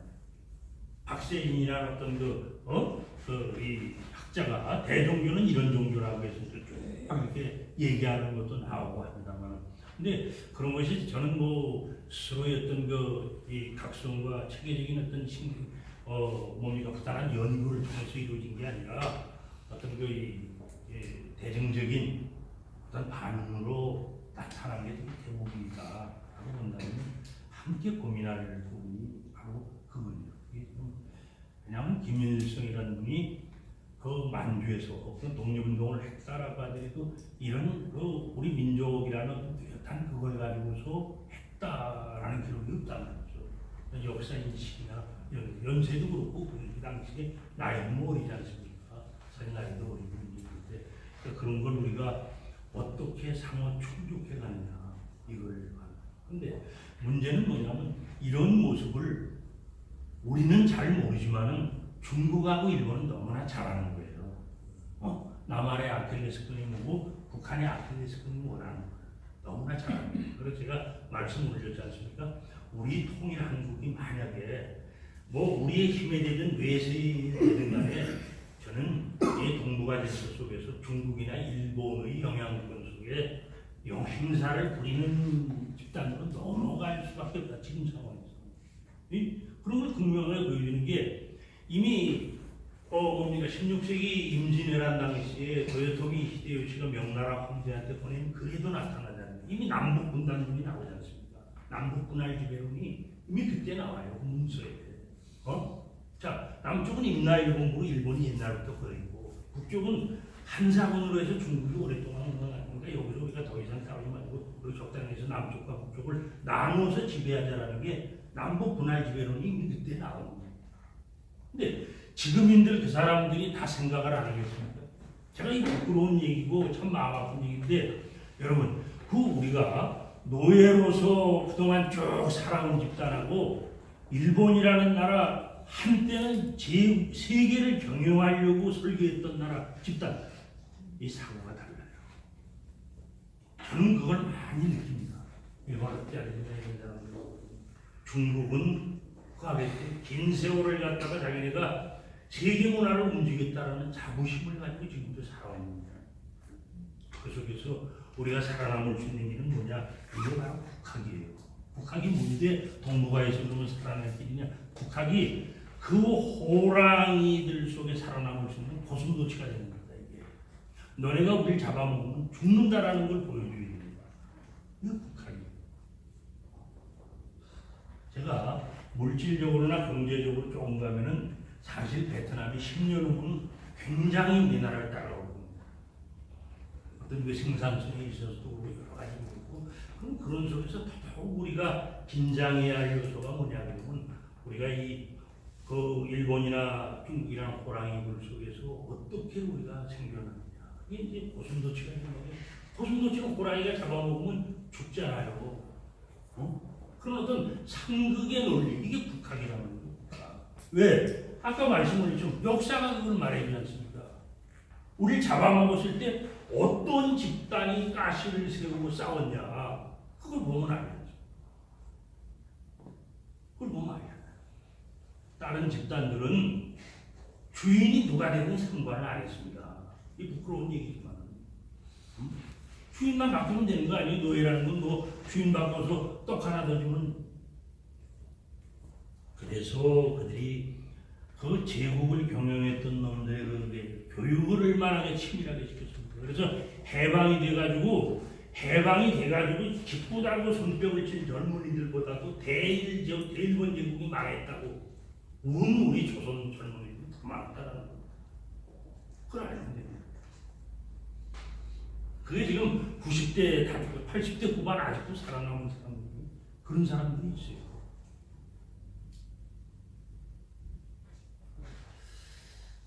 그래서 저는 그 북한도 굉장한 각성. 그럼 그런 걸 우리가 어떻게 자극제를 그쪽에 주느냐 이거 쉽지 않죠. 왜 돈이 있을 거죠. 가령 예를 들면 소망교회 같은 데는 지금 비상시에 북한이 딱 어떻게 된다면 선교 자금으로 5천억을 지금 총알을 갖고 있다는 거예요. 5천억을 갖다 해서 한 교회가 북한을 갖다 이제 공략할 선교로서 공략하기로서 그 교회 2번 다 만들었잖아요. 연변 과학기술대, 평양 과기대 다 만들었지 않습니까? 근데 배고프면 뭐 문하고 나발이고 없지 않습니까? 배고픈데 뭐 문하고 나발이고 없습니다. 저는 옛날에 어떻게 기회가 돼서 90년대 말에 미얀마를 이렇게 그때는 이제 특정국가 신고를 하고 가야 되는데 거기 가서 보니까 참 마음이 아픈 게 미얀마에 그 빠간이라는 데가 있어요. 불교 어떤 그 뭡니까 파고다 거기 쫙 서 있는데 근데 거기 보면은 한 20분만 이렇게 주면은 그 파고다 가가지고 밤에 그 현지인들이 파고다에 생긴 그 부조에서 붙여놓은 그걸 띄워서 가져와요. 근데 6.25 직후를 때 우리나라도 마찬가지입니다. 북한이 어느 정도 경제적으로 활력이 되고 또 남한의 어떤 게 올바른 학자 정신이 넘어가야 되는데 남한이 지금 이 모양이 있고 이기 때문에 참 마음이 아프죠. 그게 좀. 네. 김동환 선생님 강의 시간이 부족해졌나 봅니다. 질문에 대한 답에서 자, 또 질문.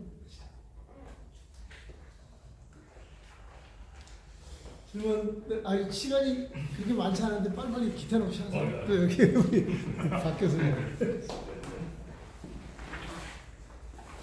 네, 우리 김동환 선생님은 정말 어떻게 보면은 지금 국학연구소를 30년 됐죠. 어떻게 보면은 한 세대를 집중적으로 연구해 오신 정말 쉽게 갈 수 없는 길을 지금까지 꿋꿋하게 걸어오신 것에 대해서 경의를 표합니다. 오늘 아주 그 강연 잘 들었습니다. 저도 이 부분은 늘상 고민하고 있습니다. 제가 질문은 짧게 하라고 해서 제가 배우는 입장에서 우리 국학의 그 말씀 중에 정말 좋은 학문으로서 홍익인간화, 접화군생학이 있다고 말씀하셨죠. 근데 지금까지 우리 그 한국학이든 우리 그 역사학이든 이 사회과학에서도 그 전통의 우리의 전통 학문 이 부분에 대해서 많은 말씀들은 있었어요. 제가 이 질문 한번 드려볼게요. 그러면 우리 전통 그 중국 학과 다르고 일본 학과 다르고 저도 지금 베트남을 그 관심을 갖고 보고 있습니다만은 홍익인간학, 접화군생학 말은 좋습니다. 그 실현 방법은 어떤 것인지요?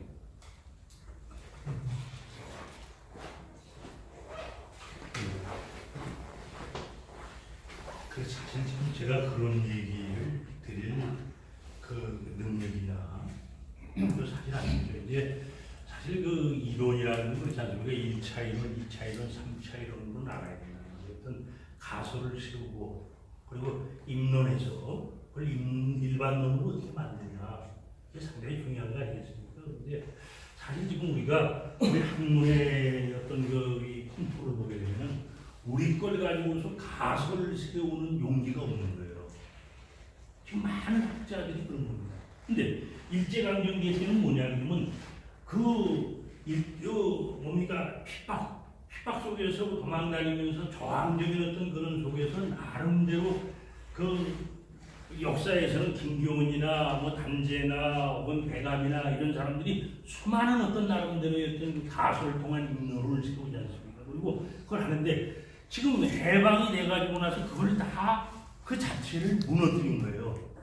가령 지금 말씀하시는데 홍익인간학이라는 전통이 없었냐? 그건 아니지 않습니까? 그걸 갖다가 했던 인물이 뭐냐면 안재홍이에요. 안재홍은 뭐냐면 자기 그래서 그런 얘기를 합니다. 아까 제가 인간의 어떤 그 신으로부터 위임받은, 헤라다가 말하는 신으로부터 위임받은 본성에 대해서 얘기를 하는데 그건 굉장한 인간성 아닙니까? 근데 이 안재홍은 안재홍 스스로가 수행을 굉장히 한 사람입니다. 그 부인의 어떤 이 기록을 보면은 매일 아침 일어나서 이렇게 수행을 하면서 사는데 그 사람은 뭐라고 써놨냐면 그 삼일신고에 나오는 성통공환자 이 수행을 통해서 성품을 두고 공적을 완성한 자가 바로 누구냐? 홍익인간인이라고 적어놔요. 그게 바로 홍익인간입니다. 그래가지고 그 사람은 자기 글 속에서 3일 신고를 주회하다가 미완성으로 끝나죠. 미완성으로 끝나고 뭐 아무튼 그런 게 있습니다. 뭐 조소왕 같은 사람들은 그걸 정치적인 논리로서 아까 말씀드렸지만 상당히 깊숙이 해놨어요. 깊숙이. 그리고 지금 얼마 전에 돌아가셨으면 누굽니까 재미 학자는 아니고 이용범 선생님. 원래 그 사람이 1980년대에 홍익인간론이라는 책을 냈습니다. 80년대에 냈어요. 그 미국에서 원고를 쓰고 그걸 갖다 우리나라 대성출판사에서 번역을 해서 80년대에 그게 나왔어요. 홍익인간론. 그러면 그 사람은 이제 그 역사의 어떤 법칙하고 어떤 그 연결시켜가지고 홍익인간론을 풀려고 노력을 하고 하는데, 근데 이제 이용범 선생님도 평상시에 얘기를 했습니다만은 자기가 얘기한 거에 대해서 정치학자들이 하나도 왈가왈부를 안 하더라고요. 왈가왈부를 안 하더라고요. 그러니까 우리나라 학자들 얘기했지 않습니까? 저는 이 중국이라는 나라를 갖다 굉장히 좀 한편으로서는 좀 약간 싫어하면서도 한편으로 가는 게 뭐냐? 그 사람들은 무슨 학벌이니 뭐 어떤 지연이니 학연이니 이걸 떠나서 그 사람의 논리를 봐요. 그 사람의 논리를. 제가 대표적으로 뭐냐면 그 후진따오 시대 때 중국의 문화를 설계를 하는데 그 이론을 제공한 사람이 누구냐면 하신이라는 사람이에요. 허신. 근데 허신이라는 사람은 정상교육을 안 받은 사람입니다. 근데 그 사람은 중국 문화의 상징을 그렇게 다양하게 푸는 사람이에요. 근데 학자들은 그걸 보고서 다 인정할 건 인정하고 비판할 건 비판하고 이게 사실상 중요한 건데 우리 사회는 그게 아니에요. 심지어는 뭐냐면 자기보다 똑똑한 제자가 나오면 죽이지 않습니까? 이게 우리 사회. 아까 제가 얘기했죠. 이 회색적 지식사회의 전형적인 모습이 그거예요. 새로운 어떤 논리가 팍 나오고 새로운 주장이 나오면은 그걸 주목해서 자기가 알아보려고 해야 되는데 그걸 경원시하고 방관하고 묻어버리고 이게 얘기했던 이게 노예 학문의 시대에서 우리가 그러니까 이게 우리를 바라보려는 용기 스스로를 우리가 잃어버린 거예요. 저는 이게 모든 분야가 다 그렇다고 보는 겁니다. 그저 그런 대로 그저 그런 대로 적당히. 그래서 우리나라에서 똑똑한 건 뭡니까? 매일 변해야 똑똑한 거 아닙니까? 매일 변해야. 매일 변해야 현명하고 또 부모들도 그걸 강요하고 뜻을 품고 20년, 30년 가면 미련하게 되는 거 아니에요? 곰탱이가 되는 거예요. 거기에서 진정한 이론이 나와요. 철학자가 나와요. 인도에서 과거 10여 년 전에 그때 지금 통계는 어떤지 뭐 과거 10여 년 전에 하루에 3,000명이 굶어 죽었다고 그래요. 그런데 그런 어떤 이 사회에서 위대한 철학자가 나오고 위대한 감성적인 과학자가 나오는 이유가 뭡니까? 그 사람들은 뜻을 품으면 20, 30년에 간다는 겁니다. 20, 30년을 이렇게 그러니까 이게 복합적인 문제라고 보는 거지. 홍인간학이라는 게 사실상 접하군생의 학으로서 상당히 중요한 접하군생이라는 말이 얼마나 좋습니까? 뭐 사실 어떻게 그렇게 표현을 했나 잘 모르겠어요. 최치원이라는 인물이 접하군생이라는 걸 어떻게 이렇게 그게 올리면 불교가 들어오면 한국 불교가 되고 유교가 들어오면 한국 유교가 되고 이렇게 되는 걸 갖다 그 전통을 갖고 있었는데 조선사에 들어와서는 그것마저도 다 잃어버린 거 아닙니까? 신초가 한탄했듯이 불교가 들어오면 그냥 그 다 그냥 흘러 넘어가고 지금도 우리나라 마찬가지예요.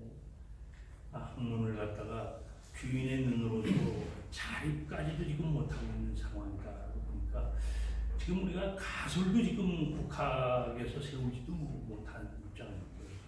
그런 이런 노력이 좀 여기 많이 나옵니다.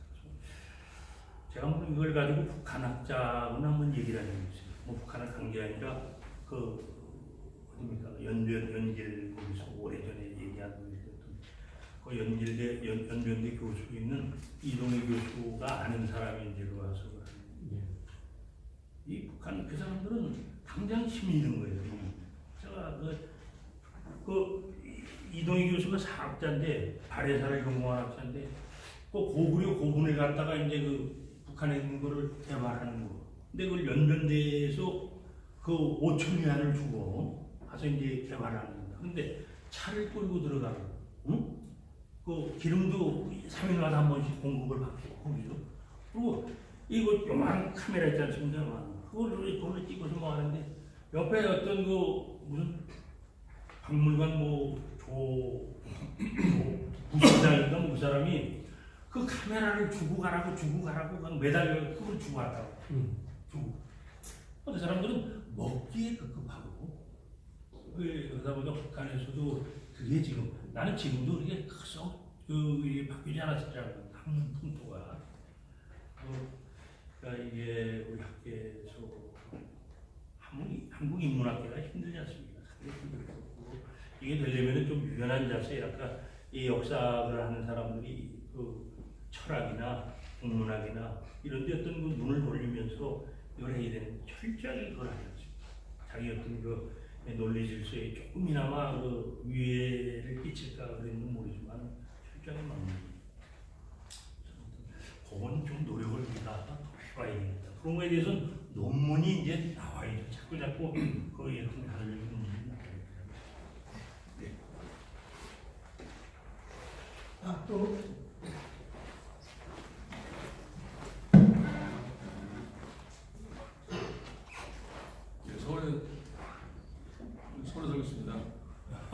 네, 말씀 잘 들었고요. 한 가지 질문이 있는데요. 그 아까 국학을 정하실 때 경계인을 쓰거든요. 경계를 좀 부정적으로만 쓰는데 그 경계라는 게 그 양면성이 있어가지고 경계라는 게 이제 그뭐 경계인이라는 게 좋은 뜻도 있잖아요, 그죠? 양쪽으로 다 이제 파헤쳐 들어가서 뭐더 나가는 것도 있는데 그 경계라는 말씀 같은 그 단점을 제가 충분하겠습니다. 그 정의라는 거는 이제 국회 정의라는 거는 전체 사상의 압축판이고 이제 중요한 핵심이라 그 경계를 좀 더 구체화시키면 이제 그 양면성을 다 아울러가지고 그 나쁜 경계는 지우고 이제 좋은 경계 쪽으로 특화시키면 그런 걸 좀 들었으면 이제 거기 좀 빛날 것 같은데 그 약간 아쉬워가지고 이제 좀 이게 이 국가 정의가 오해될 수도 있을 것 같아가지고 말씀드렸습니다. 예. 감사합니다.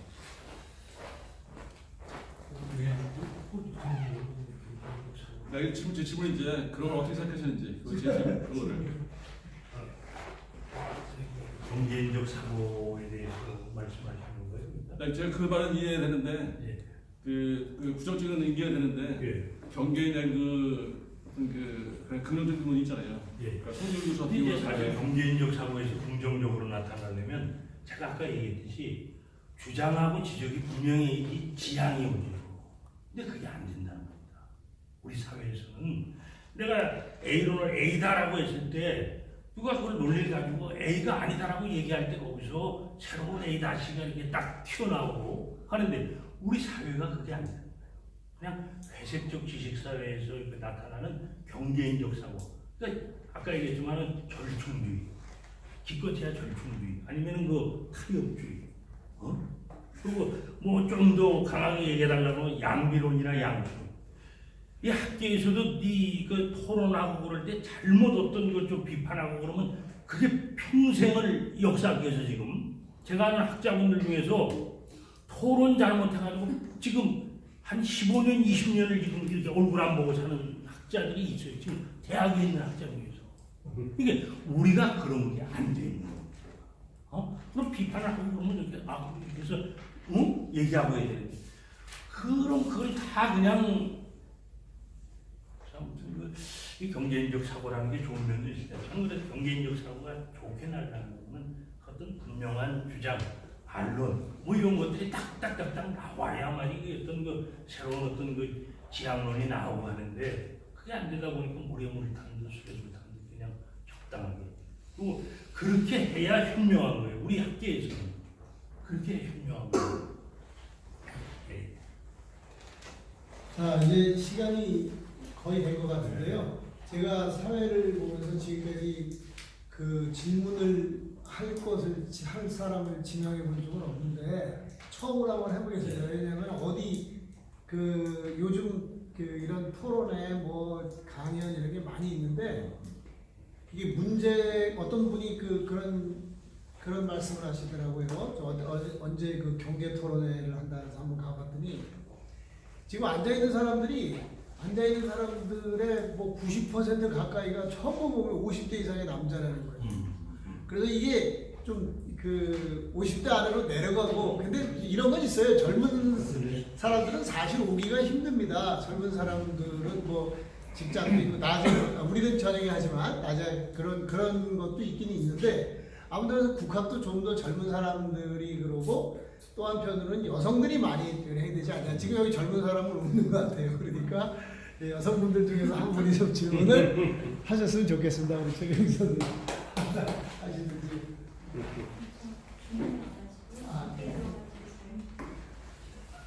에이, 안 그런데 지금. 우리 선생님 하시고 네? 가서 그 이제 마지막 질문을 하고 식사하시면서 그 여성분들은 그래도 약간 부드러운 분위기 속에서 자연스럽게 하시려고 하는데 하시려고 그러는데 왜?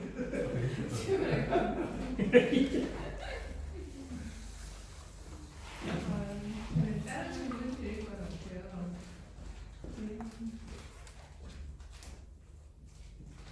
노래라도 한번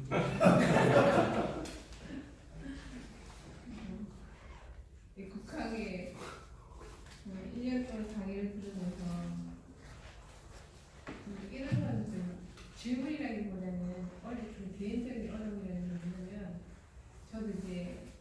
공부를 하면서 배운 거하고 자기 실제에서의 그 항상 차이를 노력을 하는데 그게 굉장히 쉽지 않다는 것들과 그 쉽지 않은 것들을 쉽게 넘어가기 위해서는 같이 공부하는 사람들이 서로 이렇게 조력자가 돼야 되는데 그런 모임이 없어가지고 굉장히 힘든데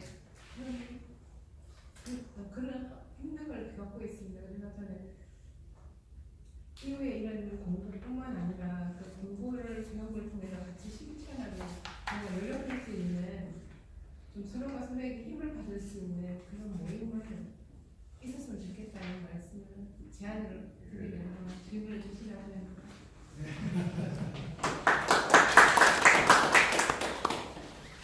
네, 그럼 이제 이것으로 우리 2018 국학원래강좌 국학과 민족주의 만나다 마지막 강연 국학이 미래다 나 없이는 우리도 없다 강연을 마치도록 하겠습니다. 자 우리 김동환 연구위원님께 네. 다시 한번